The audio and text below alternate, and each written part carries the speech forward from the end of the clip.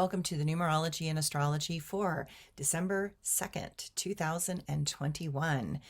We are in the holidays. Yay! This is so great. And as you can tell by my short sleeves, it's very warm here today in Northern California, even though we are in December.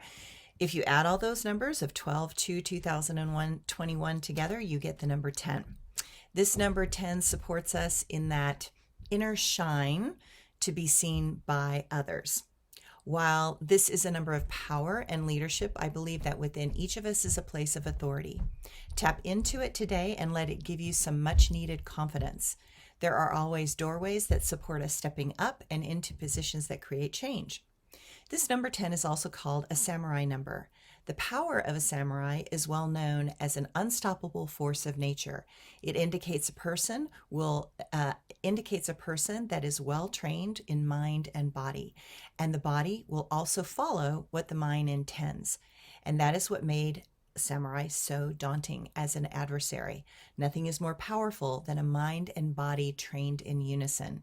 To climb ladders of success, each of us needs to find those places of passion that also align with our personal code of conduct.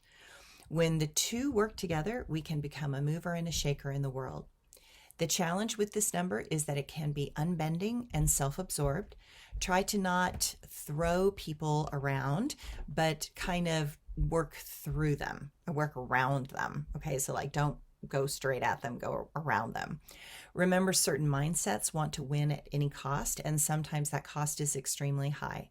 Know when to stop, learn to enjoy life rather than push on everyone all the time. And the astrology today. The moon in Scorpio can make us a bit bolder and braver.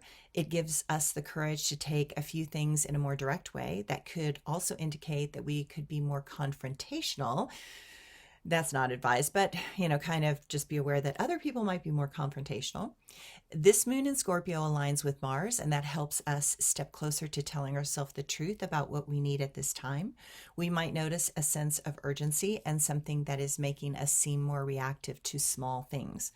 We will be working through many issues over the next few days.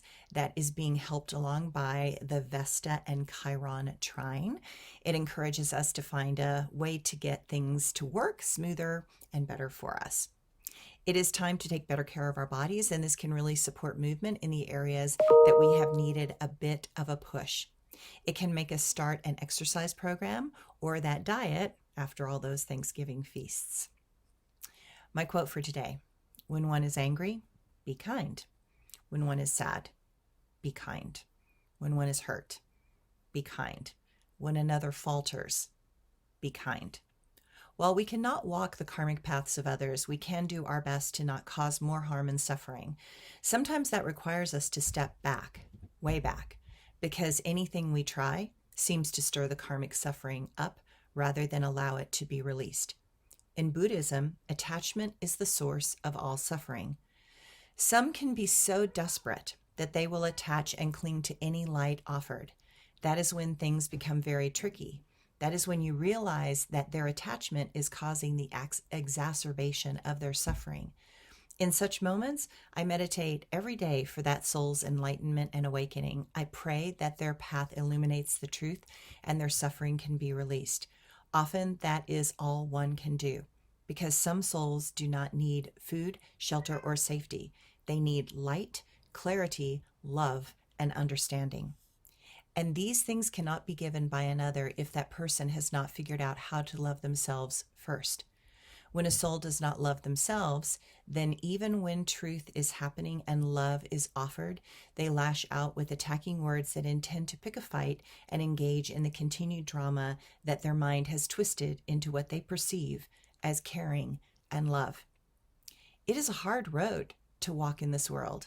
It is confusing and twisted. It is confining and restricting, but it is ours to figure out, and it is our journey. We make something out of it with our thoughts and intentions, and some lives teach us that we need to let go of a lot of projection, anger, and fear. My blog for today: what can we do this holiday season that will help others? I know that we are in at the time where so much is asked of all of us.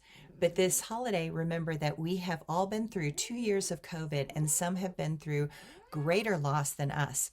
Perhaps we can do small things that will make a difference in the lives of those alone this holiday. After all, many have left this world, and that is not just from COVID. It seems as if so many have lost family members for various reasons, and this has been a massively challenging time for all of us. Small tokens of kindness are greatly appreciated at this time, but do things that can make a difference in the lives of another.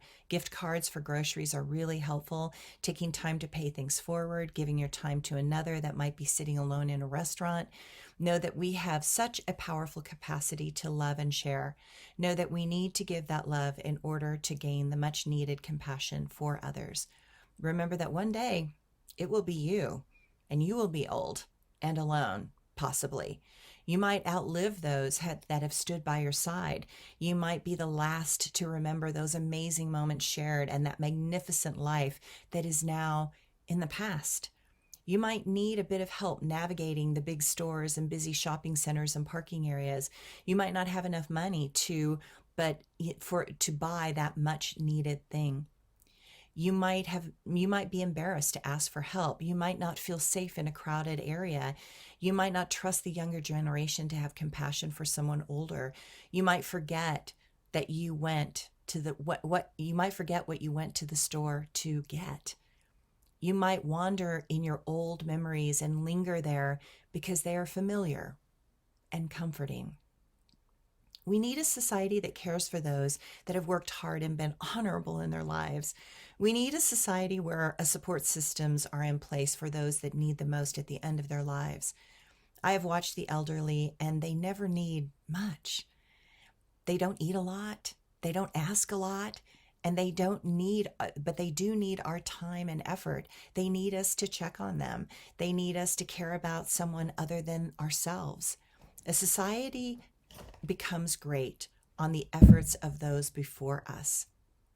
A society shows its humanity in how it deals with those aging and suffering.